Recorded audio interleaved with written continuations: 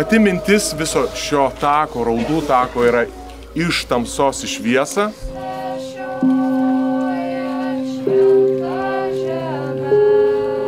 Ir pagrindinė tema yra tai, kad kiekvienas skausmingas įvykis visą laiką neša viltį.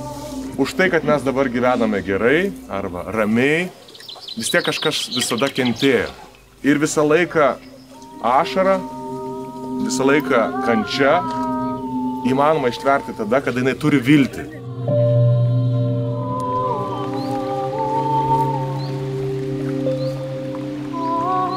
Visi kartu mes per keletą savaičių sukūrėme trumpą kompoziciją.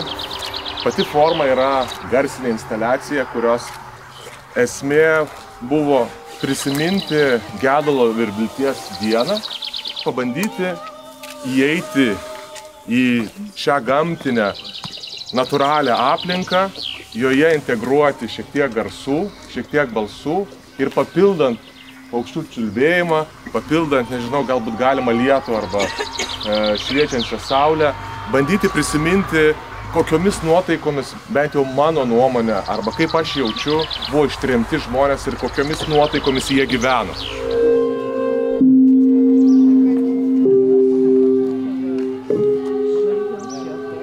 Kam jūs užpuolėt, kaip kokie žvėrys, šaudot ir įtręst?